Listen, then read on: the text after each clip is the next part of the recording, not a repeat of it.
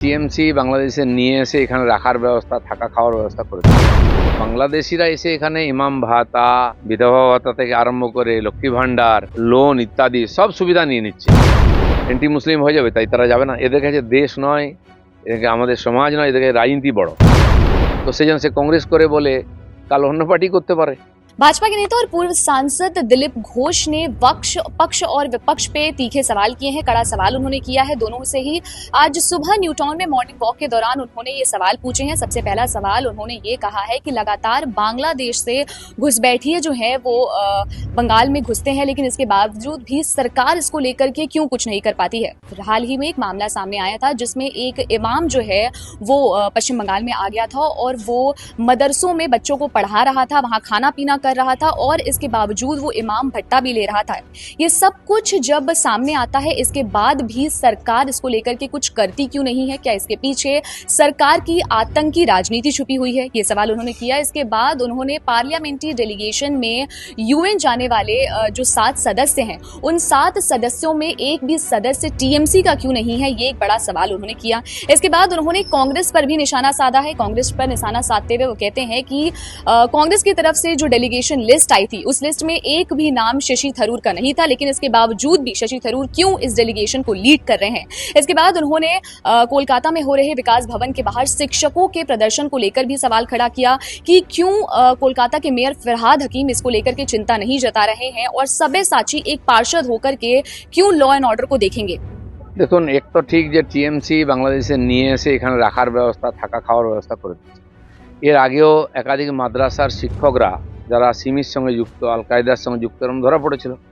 আর এসে মাদ্রাসাতে প্রথম শেল্টার নেয়, ওরা টিচার হয়ে যায়, সেই পরিচয় থাকে, আবার ইমাম হয়ে যায়, আবার টিএমসি তাদের ইমাম ভাতাও দেয়। তো বাংলাদেশিরা এসে এখানে ইমাম ভাতা, তারপরে এই বিধবা ভাতা থেকে আরম্ভ করে লক্ষ্মী ভান্ডার এবং লোন ইত্যাদি সব সুবিধা নিয়ে নিচ্ছে। এখানকার বাংলার সাধারণ মানুষ যারা, তারা বঞ্চিত হচ্ছে। তারা আবার ওবিসি সার্টিফিকেটও পেয়ে যাচ্ছে, সরকারি চাকরিও পেয়ে যাবে। তো টিএমসি বাংলাদেশিদের নিয়ে এসে কি বোঝাতে চাইছে? আজকে তাই বাংলাদেশের বিরোধিতা করতে পারছে না ওরা। যা ঘটনা হয়েছে হিন্দুদের অত্যাচারে তারা চুপ ছিল, কারণ ওখান থেকে ভোটার আসছে, ওখান থেকে নেতা আসছে। ঠিক যেমন কমিউনিস্টরা আজকে পাকিস্তানের পক্ষে কথা বলছে, যখন যুদ্ধ হচ্ছে, আমাদের ক্ষতি করছে, তার পক্ষে স্লোগান দিচ্ছে। এরা চিরদিনই দেশ বিরোধী, সময় সময় প্রকাশ পায়। নিশ্চয়ই রাজনীতি চাই। এই যে ইকো পার্কের পেছনে সব বস্তি বসে গেছে, যেখানে যেখানে সরকারি জায়গায় বস্তি তৈরি যাচ্ছে রাতারাতি। আর কারা করতে আসছে? সবই মুসলিম, এবং তার ভোটার কার্ডও পেয়ে যাচ্ছে, এরা ভোটে জেতাচ্ছে। রাজনীতি আছে সব। তৃণমূল বাংলাদেশের বিরুদ্ধেও বলবে না, পাকিস্তানের বিরুদ্ধে বলবে না। মুসলিম ভোটের জন্য, যেহেতু পাকিস্তানের সঙ্গে লড়াই হচ্ছে, তো এন্টি মুসলিম হয়ে যাবে তাই তারা যাবে না? এদের কাছে দেশ নয়, এদেরকে আমাদের সমাজ নয়, এদেরকে রাজনীতি বড়। সেজন্য এদেরকে চিনে রাখুন এই সময়। দেখুন, শশী থারুর একটা ইন্টারন্যাশনাল ফিগার। সে কংগ্রেস করুক, অন্য পার্টি করুক, তার একটা আলাদা গুরুত্ব আছে। তো আমাদের এখানে বিকাশ ভট্টাচার্য একদম লয়ার, সে যে পার্টি করুন তার একটা নাম আছে, কেউ অস্বীকার করতে পারবে না। তো শশী থারুরের যে বিভিন্ন দেশের সঙ্গে কানেকশন আছে, বহু নেতার সঙ্গে ওর ব্যক্তিগত সম্পর্ক আছে। পার্টি আমাদের দেশ কেন সেটা কাজে লাগাবে না এরকম একটা লোক? তো সেই জন্য সে কংগ্রেস করে বলে কাল অন্য পার্টি করতে পারে।